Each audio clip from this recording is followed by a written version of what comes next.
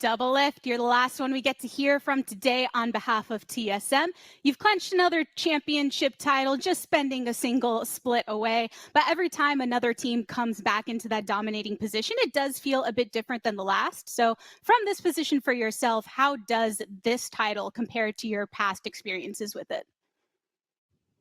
Well, it feels really good to be back on TSM. I feel like, it work with a lot of my friends. I get to work in the same org as Lena. It's just been feeling really good since I came here, but also there's a lot of pressure because I think, there are nobody gets like a pass for performing poorly. And I played really badly in the beginning of playoffs, and I felt like I just needed a bit more time and to figure my things out and figure out my position on the team, just like how I want to play and how I want to like operate and communicate. So I was, maybe people doubted us. I'm sure internally our players, we doubted ourselves too a lot because we didn't start off great, but it feels really amazing to climb from the losers bracket. It's like the first split that has a losers bracket. So it's like kind of fitting that like we get to abuse it in a way, or like we get to like utilize it to all the way to the finals. And we played so many game fives. I think this one just hits a little different because I feel like really close with my teammates. I actually love them a lot, and we hang out and talk, and we're just friends. And so it feels like I'm not just winning this for myself, but for people I care about and for an org I care about.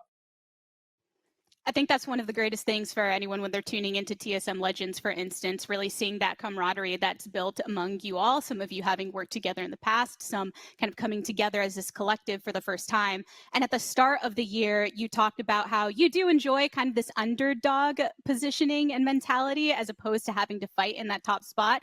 You mentioned the double elimination bracket that you just had to soar through.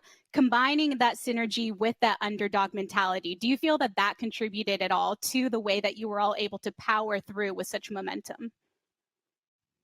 I think we couldn't have started off as bigger underdogs because we immediately got knocked out 3-0, and then a couple series later we're like in the ropes, down 0-2, one game away from being out of playoffs. And it does feel good because I think community expectations do actually affect the team. I feel like Cloud9 is actually a team that was really probably, is, as much as no one would like to admit it, affected by community's expectations, hyping them so much. And it does affect your mentality a bit, but it also helps when people, in a way, like you feel better when you feel like there's like a Goliath and you're just David, if that makes sense. And, for us, it was like, oh, TL and C9, they're kind of Goliath and we're trying to take them down. And along the way, we just ended up being better than them. So that feels pretty sick. Well, in the eyes of so many, you are a Goliath just based on your accolades within the LCS. And it was interesting to hear some snippets. For instance, the one that you shared where you said, I'll be the sidekick. Bjergsen is the main character and everyone wants to see him win. And I don't think you're ever going to be able to shake off that star power, especially with the power of everyone that supports you. But what puts you in this position to feel so comfortable kind of vocalizing this desire to prop up this individual and allow Bjergsen to take the reins? I think everyone just loves Bjergsen. There's really nothing to dislike about him. He is smart, hardworking. He is someone who consistently plays well and tries to lead the team in no matter what the situation is. He tries to have like a constructive mindset at all times, and just he's like a player that is never ever been a KDA player. He's always been aggressive. He always wants to make plays and make things happen. He's someone that you would want to watch if you're a viewer, and he's a player that everyone should want to play with if they were a pro player. So it's just really easy to like want to cheer for this guy, and he's also one of my closest friends. So I feel really privileged to be able to play on the same team as him again. And yeah, winning with him has just felt really amazing, and I think he really deserved it. He was playing at an extremely high level. I think he was playing at a world-class level multiple times in the last couple of years, but he just got sandbagged by his teammates. So like I'm glad that. Even though I might have sandbagged him a little bit some games, I'm glad that I'm part of the roster that finally took him back. That feels really good, and maybe that'll strengthen our team's bond a bit. And to have a world caliber performance at Worlds from Bjergsen, it does require everyone to kind of put that best foot forward, as you know. And I think everyone has been stepping up in that capacity. We've seen this kind of switch towards a very aggressive orientation for TSM, wanting to control the early game. Spica stepping up a lot. You foreshadowed the fact that he would be one of the junglers that others should fear. How do you think this is going to help TSM when transitioning into Worlds, being that that does usually seem to be a pretty dominant playstyle? I think it's really great that we're a team. Like, I don't want to discredit any of my past teams or experiences, but you know, I was on Team Liquid for 2 years and we won 4 splits back to back. But pretty much every single time we won the same way, which is we were playing a front to back, very relaxing sort of out team fight playstyle, and we only played the bot lane. And like, I think there's a problem with that when it comes to Worlds, which is not only one-dimensional, but you're not actually actively looking for openings. You're just kind of playing the game, hoping the enemy team makes a mistake, and if they don't, hopefully you have like better macro than them. Then when you go to Worlds, everyone has really good macro, so you're probably not going to win that way. And if you're not looking to exploit the enemy actively, then they're going to actively look to exploit you. So you can't just get by like having better laners or like you know, assuming that you're going to be able to out-rotate them. You actually have to like be doing stuff.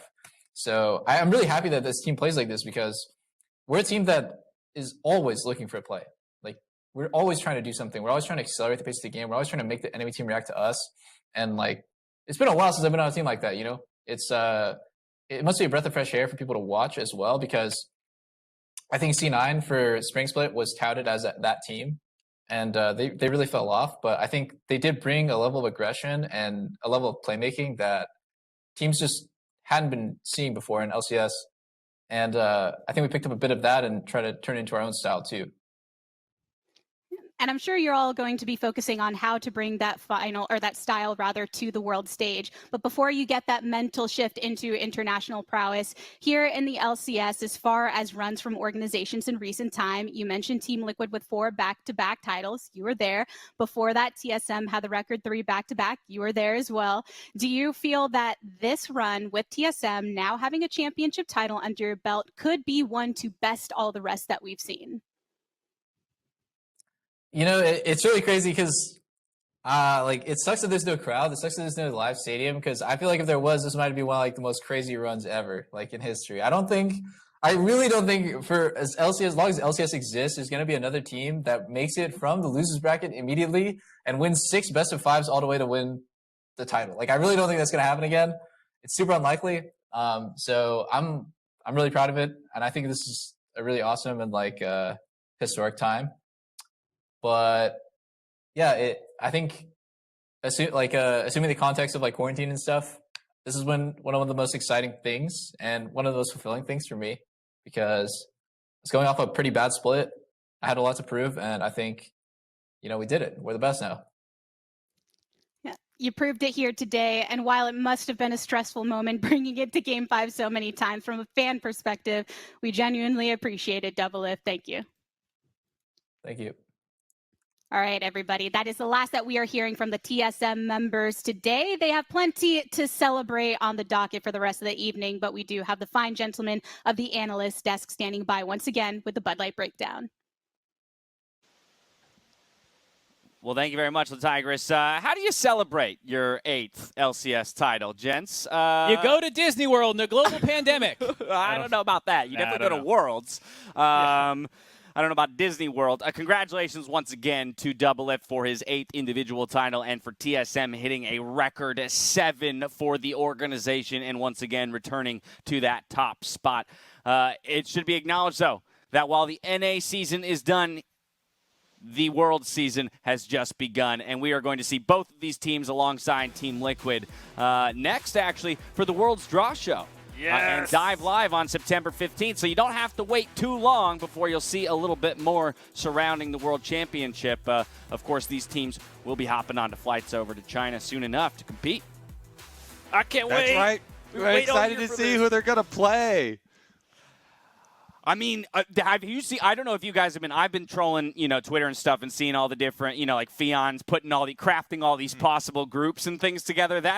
I'm just Ooh, some of them are real spicy. Some of them I mean, are the Rogue real versus TSM spicy. is really the only one that we need to have happen. Well, It's been a third community seed, it meme could for so happen. long. Yeah. So here's the thing, though. Every year we're always disappointed. Like, yeah, we don't do it that well. It was. This should actually be the year to get really excited. I've already given all my reasons, but the year as a whole has already gone so bad. If you get really excited, why does it matter? Just get hype behind NA, because if they don't make it, there's worse things that are happening anyway. So let's just believe a little bit more this year, maybe. Think of how crazy 2020 is. It could be worse. I like it, Crumbs. That's Maybe we workshop that tagline before we make it to Worlds. I like That's NA's motto, baby. It's a good starting point, but maybe we workshop that a little one before the World broadcast hits. But again, make sure you stay tuned. September 15th, it'll be an early morning Worlds draw show, but we'll see where all of our teams are drafted into the groups and who they will be playing. That, though, is just about going to wrap it up. So before we go, I want to extend a heartfelt congratulations to Riv and Leah, who tied the knot today, our very own Rivington III. Massive congratulations to the both of you. We here on the LCS, we love you dearly, and we hope you're having a wonderful day. Big congratulations. Thanks, Mark. Thanks for adding that. All righty. Well, thank you as well to all of our partners of the LCS. And a special thank you goes to Immersive Design Studios for bringing the LCS Dome to life this summer. There's a whole slate of them. They're all amazing. They all treat us so well. But thank you. Thank you very much for all of your support. Yay, thank you. It's been a wild ride. It has been a wild ride this year, and I think that's what highlights, and again, highlights the necessity of support like that. We could have only gotten through a year like this with remote broadcasts, having such amazing partners to work alongside us and support us in everything we do. So again, sincerely, thank you. And you at home, the fans as well, in addition to our sponsors. Whoever's still watching, you the real ones. Yeah. Games ended like 40 minutes ago. You're You still stick here. around? You're still watching. It's been like a long day, man. What a Labor day. Day weekend. You can go, but This LCS Finals is going to go down. It's been 12 hours. Man. That's the What do you guys say? You want to make it 13? yeah. Why not? No. All right. That's going to do it for us here tonight, everyone. Congratulations once again to TSM, your 2020 LCS Summer Split champions. That's going to do it for us here. Now, on behalf of myself, the casters, the entire remote broadcast crew, thank you so much for watching. We'll see you in a couple short weeks for Worlds. Good night. Good night. Haircut finals. The last time you're going to see it.